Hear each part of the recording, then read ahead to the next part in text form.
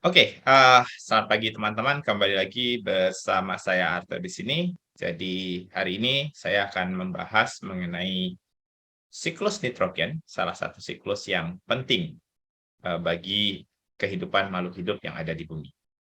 Pada pertemuan yang pertama, kita akan membahas prinsip dasar dari bagaimana nitrogen yang ada di alam kemudian bisa masuk ke dalam tubuh makhluk hidup. Nah, nanti di bagian kedua, yaitu setelah video yang ini, baru kita akan bahas lebih detail tentang proses-proses yang terjadi selama fiksasi nitrogen berlangsung. Kenapa nitrogen penting bagi makhluk hidup? Seperti kita ketahui bahwa nitrogen merupakan unsur yang sangat penting menyusun makhluk hidup. Nitrogen merupakan bahan baku untuk membuat protein, di mana seperti kita ketahui protein memiliki berbagai fungsi di makhluk hidup, mulai dari hormon, enzim, struktur struktural, misalnya seperti kolagen, elastin, dan lain sebagainya.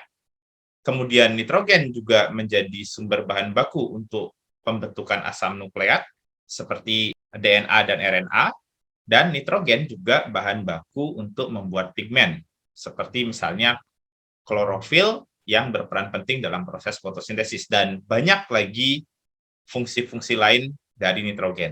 Nah, tanpa adanya unsur nitrogen, maka kehidupan di bumi ini itu tidak akan bisa berlangsung. Nah, pertanyaannya sekarang, dari mana nitrogen yang ada pada tubuh makhluk hidup itu berasal?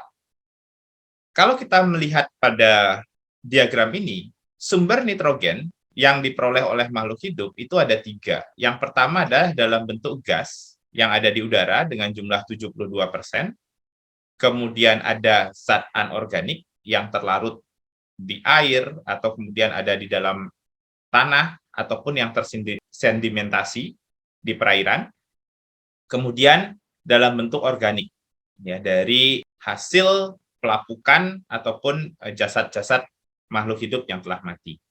Terus bagaimana nitrogen ini bisa masuk ke dalam komponen biotik atau makhluk hidup yang ada di alam? Unsur nitrogen yang ada di alam, yang berasal dari udara ataupun dalam bentuk organik, harus berada dalam bentuk amonia ataupun nitrat agar bisa diserap oleh tumbuhan. Jadi tumbuhan berperan penting dalam penyediaan unsur nitrogen bagi seluruh makhluk hidup.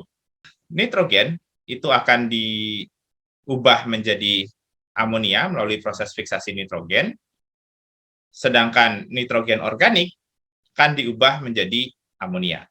Nah, amonia ini bisa diserap langsung oleh tumbuhan, bisa juga diubah terlebih dahulu menjadi nitrat melalui proses nitrifikasi. Di dalam tumbuhan, nitrat harus diubah terlebih dahulu menjadi amonia, dan kemudian amonia ini bisa diubah menjadi asam amino. Proses yang kemudian kita kenal dengan nama asimilasi nitrogen. Nitrogen yang tadi sudah ada di dalam tubuh makhluk hidup dan juga ada di dalam tanah ataupun sedimen, itu bisa kembali ke udara dalam bentuk gas melalui proses yang kita kenal dengan nama denitrifikasi.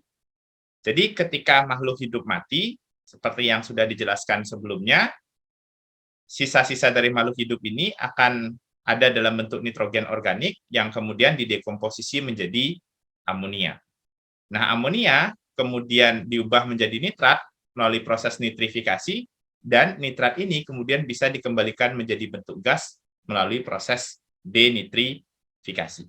Baik, itulah tadi penjelasan singkat mengenai siklus nitrogen fase 1. Ya. Kita akan lanjutkan lebih detail pada video berikutnya. Terima kasih atas perhatiannya, sampai jumpa.